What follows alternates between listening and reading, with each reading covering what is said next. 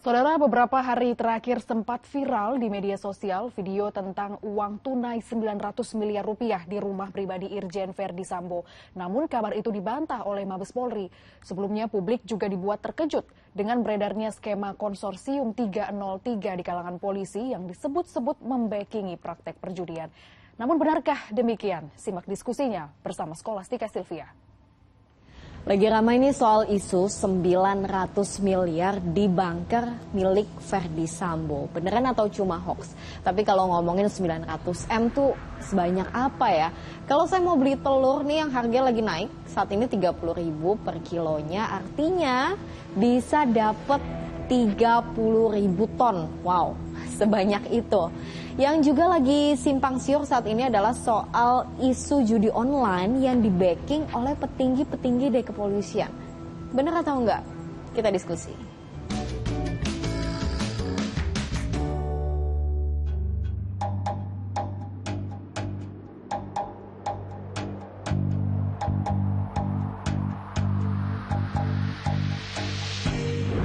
Nah ini nih video yang sempat viral di media sosial, katanya ada temuan uang senilai 900 miliar rupiah di bunker rumah Irjen Verdi Sambo di Jalan Bangka. Namun video ini bisa dipastikan adalah hoax karena sudah dibantah oleh tim sus yang melakukan penggeledahan bahwa nggak ada temuan ini. Jadi tugas adalah mendalami dan melakukan klarifikasi. Tidak ada satu statement pun yang kami katakan kalau ada penyitaan uang. Tetapi kalau gimana Mas? Ya silakan Pak, silakan lanjutan Pak. Tapi kalau ada informasi yang beredar di publik, kami memang memantau. Hanya kebenarannya seperti apa kan kami tidak tahu.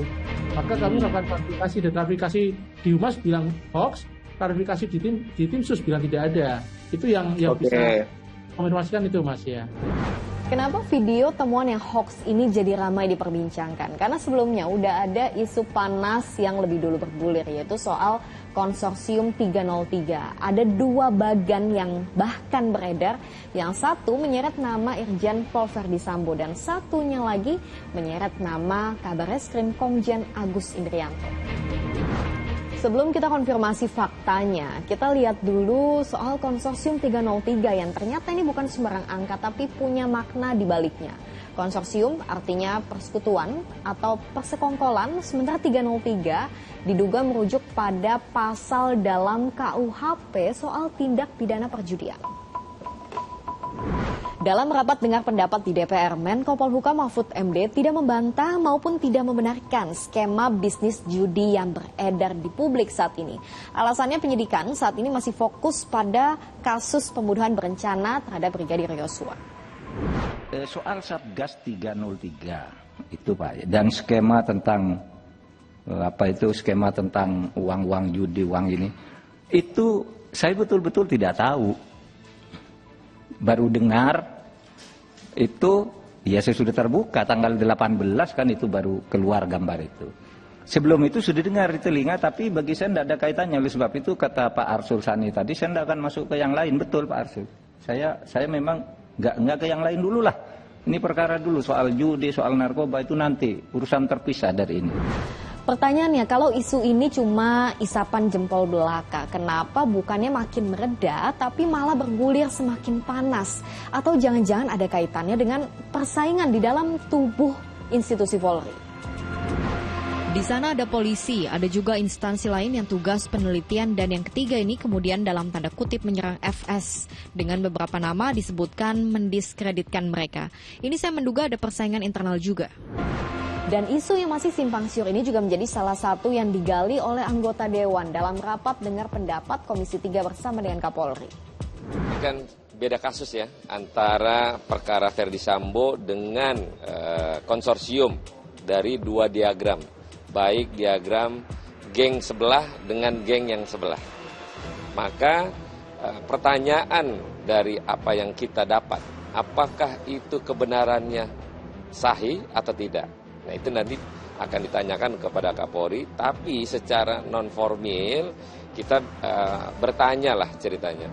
Tidak ada itu, tapi kita nggak tahu kepastian apa yang kita tanya, apakah jawaban dari Pak Kapolri ini tidak ada, tapi kan beredar ini.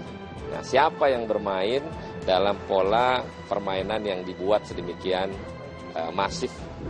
Sekalipun diagram itu tidaklah menggambarkan keadaan yang sesungguhnya, tetapi saya ingin mengatakan bahwa diagram itu mengkonfirmasi satu hal, bahwa memang ada keterlibatan polisi, oknum maksud saya ya, saya tarik, ada keterlibatan oknum dalam praktek perjudian, khususnya judi online.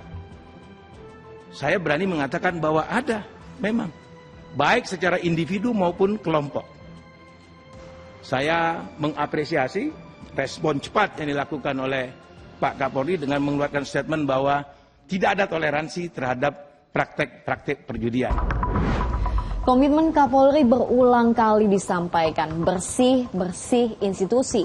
Terbukti dalam pengungkapan kasus tewasnya Brigadir J saat ini sudah ada 97 personil kepolisian yang diperiksa.